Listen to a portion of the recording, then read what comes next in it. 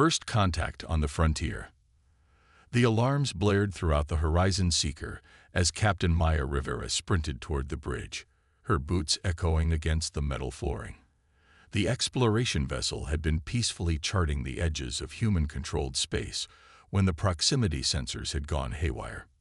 "Status report," Maya demanded as she slid into the captain's chair, her dark eyes scanning the holographic displays. Lieutenant Chen looked up from his console, face pale. "Unknown signal, Captain. Coming from the fourth planet in this system. It's not matching any known patterns in our database." Maya leaned forward, studying the waveform. After 15 years of deep space exploration, she'd learned to trust her instincts. This signal wasn't random. It had the hallmarks of intelligent design, but with a primal quality that sent shivers down her spine. "Prepare a landing party," she ordered, rising from her chair. "I'll lead it myself." Commander Jackson, her first officer, stepped forward. "Captain, protocol states." "Protocol wasn't written for the unknown, Jackson." Maya cut him off with a smile that didn't reach her eyes. "That's why they send humans to the stars instead of just drones. We adapt." The atmosphere on the planet was breathable but thin, tinged with unfamiliar scents that Maya's suit filters couldn't quite neutralize. The landing party of 6 moved cautiously through a landscape of twisted purple vegetation and jagged rock formations that seemed to defy gravity.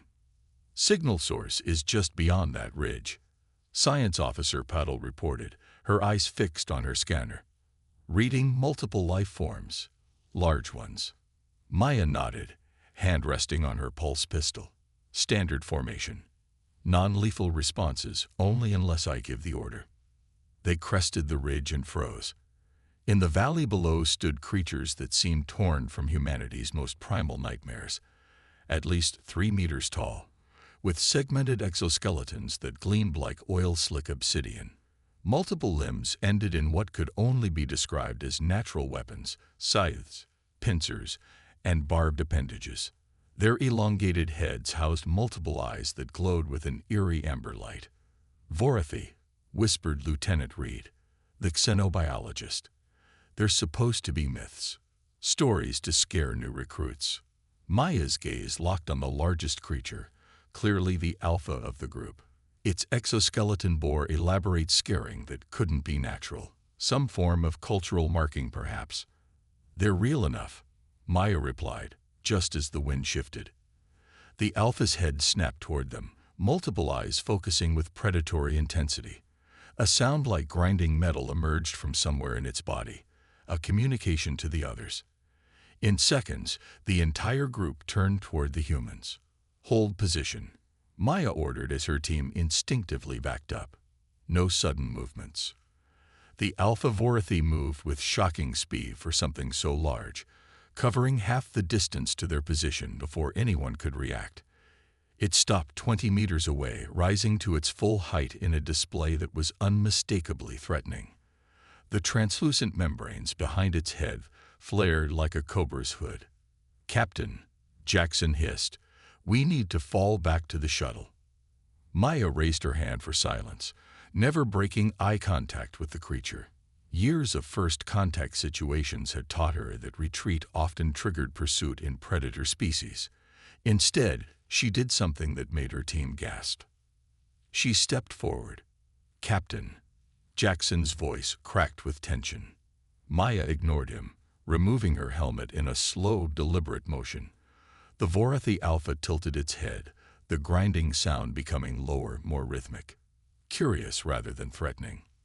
"My name is Captain Maya Rivera," she said clearly, tapping her chest. "We come from Earth." The creature remained motionless for several heartbeats, then it too moved forward, matching her advance. When they were less than 10 meters apart, it lowered its massive frame slightly, bringing its eye level closer to hers, a gesture of accommodation. Maya held her ground as the creature extended one limb slowly, not a weapon appendage, but one that seemed more manipulative in nature. At its tip, a holographic projection flickered to life, showing a crude but unmistakable star map. One area pulsed with red light, They're trying to communicate, Patel whispered excitedly behind her. The Alpha Vorathi made another sound, this one more modulated, almost like speech. It pointed to the red area on the map, then made a slashing motion with one of its bladed limbs. The message was clear even without words. Danger. Something is threatening them, Maya said, studying the projection. Or hunting them. Reed stepped forward, scanner extended. Captain, I'm detecting advanced technology embedded within their exoskeletons. These aren't primitive creatures. They are augmented somehow. The Alpha suddenly turned its head skyward, multiple eyes focusing on something unseen. The other Vorathi immediately moved into defensive positions. The Alpha faced Maya again, the grinding sound now urgent. The holographic map expanded, showing a fleet of ships approaching the planet. They're refugees, Maya realized, and whatever they're running from just caught up. The Alpha Vorathi extended another limb, this one ending in what looked like a ceremonial blade. It made a single slash across its own exoskeleton, causing iridescent fluid to well up. Then it pointed to Maya. I think it's asking for help, Reed said, voice filled with wonder. A blood oath maybe. Maya looked back at her team, then to the desperate creatures before her. Everything in her training warned against interfering in conflicts between unknown species. But something in the Vorathi's desperate communication resonated with her. They were intelligent beings seeking asylum. Tell the Horizon Seeker to prepare for potential hostiles, she ordered Jackson, and have them send down the heavy equipment. She turned back to the Vorathi Alpha and nodded firmly. We'll help you, she said, knowing the creature couldn't understand her words, but hoping it would sense her intent. But you'd better be worth it. The Alpha Vorathi lowered its massive head in what could only be interpreted as acknowledgement. Around them, the other Vorathi relaxed their threatening postures slightly, though they remained vigilant. Jackson stepped closer to Maya, keeping his voice low. Captain, helping them could be seen as an act of war against whatever's hunting them. We don't have the authority. I'm not leaving sentient beings to be slaughtered. Maya cut him off. Not when they've asked for our help. That's not who we are. And if the crew pays the price for your compassion, Jackson challenged. Maya's expression hardened. Then I'll bear that responsibility. But I won't abandon them. She pointed to the still bleeding cut on the Alpha's exoskeleton. They're willing to die fighting. That says something about who they are. As they spoke, shuttle engines roared overhead as the requested equipment arrived from the Horizon Seeker. The Vorathi watched with multiple eyes tracking every movement as crates of defensive equipment were unloaded. Set up a perimeter, Maya ordered. Defense in depth. And get translators working on their communications. We need to understand what we're up against. As her crew sprang into action, Maya approached the Alpha Vorathi again. This time, the creature lowered itself to one knee, bringing its face level with hers. A significant effort given its physiology wasn't designed for such a posture. Up close, Maya could see the intelligence in those alien eyes, the desperation, but also something she recognized from her own reflection. Determination. This wasn't just a monster from humanity's nightmares. This was a leader trying to protect its people. The Alpha extended a limb toward her, careful to keep its natural weapons retracted. At the tip was a small crystalline object, pulsing with inner light. What is it? Maya asked, accepting the object carefully. Reed scanned it from a respectful distance. It appears to be a data storage device of some kind. And, Captain, it's giving off energy signatures similar to our quantum computers, but far more advanced. The Alpha made a series of sounds, then used its holographic projector to show a massive fleet of ships, sleek and predatory in design. Next to this image appeared what Maya interpreted as a count. Thousands of vessels. They're not running from a hunting party, Maya realized with growing horror. They're running from an empire. As if summoned by her words, the sky above them darkened as massive shadows blotted out the sun. The hunters had arrived. Maya looked from the approaching threat to her small team, then to the desperate Vorathi who had entrusted her with what might be their civilization's knowledge. The logical choice was clear. Retreat, report. Let Earth's politicians decide how to respond. But Maya hadn't survived 15 years in deep space by always making the logical choice. Get me a direct line to the ship, she told Jackson, never taking her eyes off the darkening sky, and tell them to prepare for emergency maneuvers. The Alpha Vorathi watched her, its multiple eyes somehow conveying a question.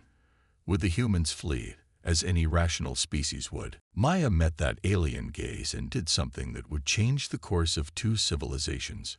She smiled. You chose the right humans to find, she said, patting the pulse rifle now slung across her chest. We don't abandon allies. The grinding sound the Alpha made in response might not have been translatable, but Maya could have sworn it contained something like hope. Alliance of necessity. The ships of the hegemony, as the translation of the Vorathi's term eventually came through, were technological marvels that made humanity's most advanced vessels look primitive by comparison. They descended through the atmosphere with precision that spoke of centuries of military refinement, taking up positions that methodically cut off escape routes. They're hurting us, Maya observed from the hastily established command center. Classic predator tactics. Karnith, the name they'd managed to extract for the Vorathi Alpha, loomed beside her, its massive frame casting shadows across the tactical displays. The creature pointed to the largest enemy vessel with a bladed limb, then drew that same appendage across its throat in a gesture that needed no translation. Their flagship, Reed interpreted unnecessarily. Cut off the head. Maya nodded grimly. And the body falters. Good strategy, but they got us outgunned and outnumbered. She studied the Vorathi data crystal they'd been analyzing. Unless the crystal contained not just information about the hegemony, but also about Vorathi biology. The creatures weren't natural. They'd been engineered as weapons by a long-extinct civilization, designed to be the perfect hunters.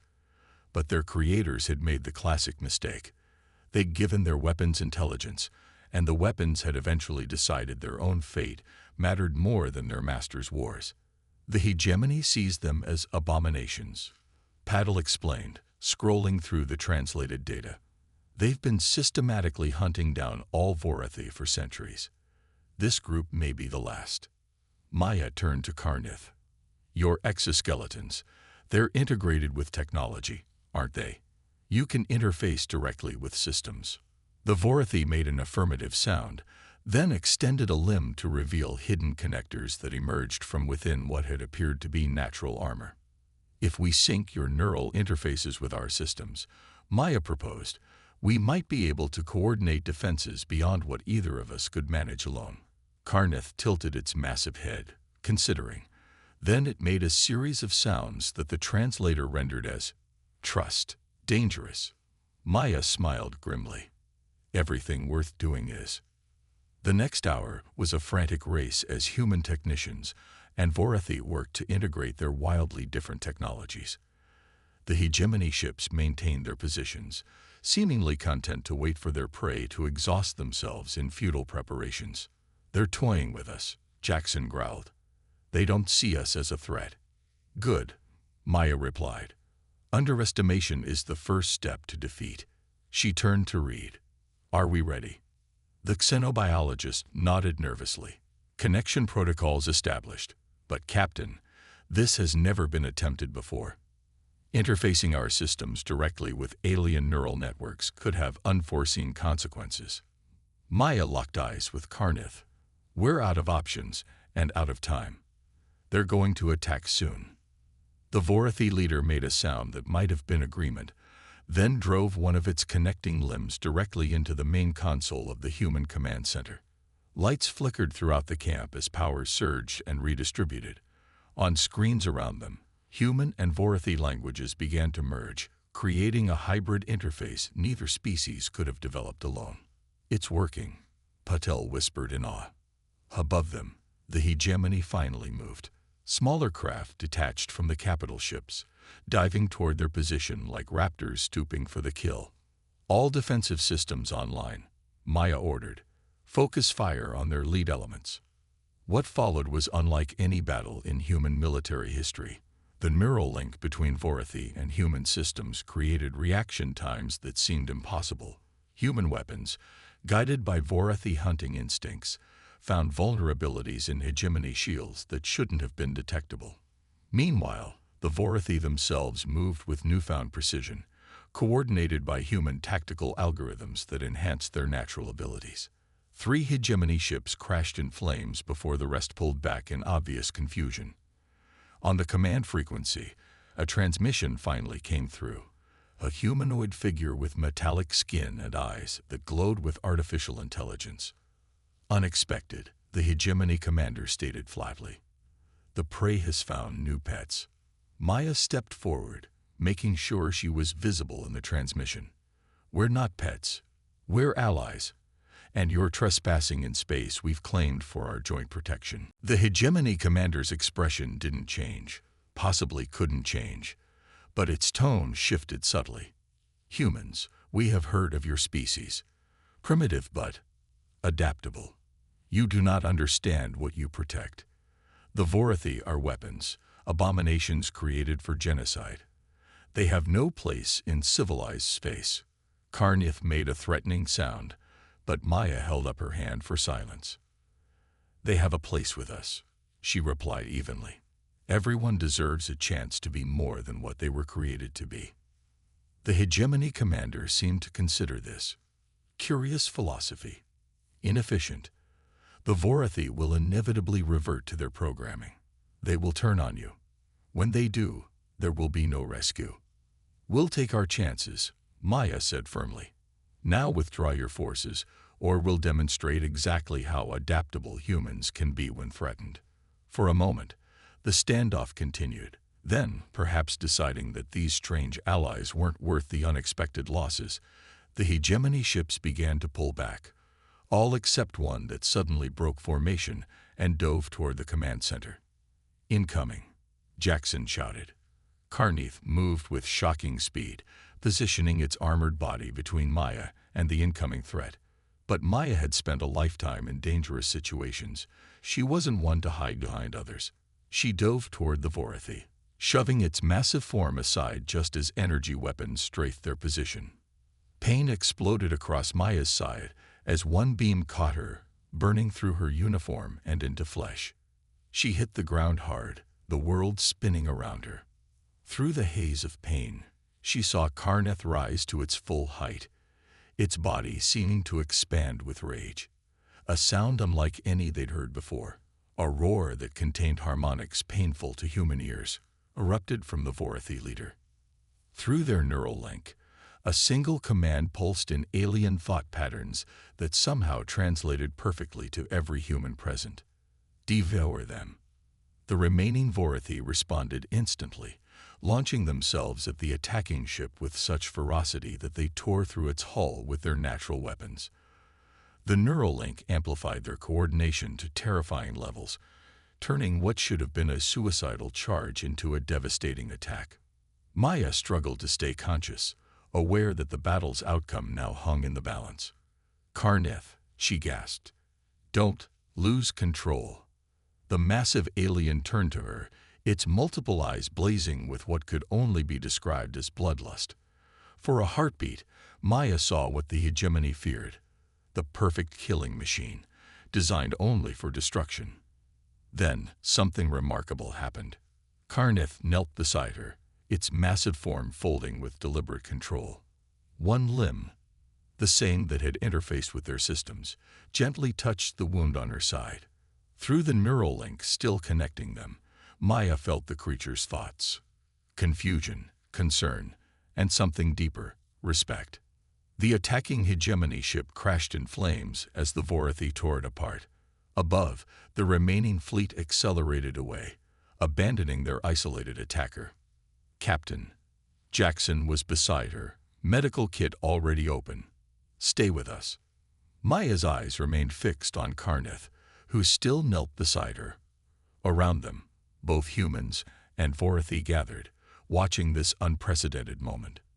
You saved me, Maya said through gritted teeth as Jackson applied emergency medical treatment. Why? Karneth's response came through the translator, halting but clear. You faced death. For us. No master did this. Only. Equal. The massive creature lowered its head until it nearly touched the ground, a gesture of submission that seemed almost impossible given its physiology. The other Vorathi followed suit, their fearsome forms bowing before the injured human. Not submission, Karneth corrected through the translator, apparently sensing her thoughts through their fading neural link. Recognition. Alliance. Choice. Maya understood then what she was witnessing. The Vorathi had been created as weapons, had escaped their masters, and had spent centuries being hunted as monsters. Never had they willingly bowed to another species, until now. Not out of fear or submission, but out of respect and choice. Help me up, she told Jackson, who reluctantly supported her as she struggled to her feet. Maya faced Karneth, still kneeling before her. With deliberate care, she placed her hand on the creature's massive head in a gesture of acceptance. No bowing between allies, she said firmly. We stand together or not at all.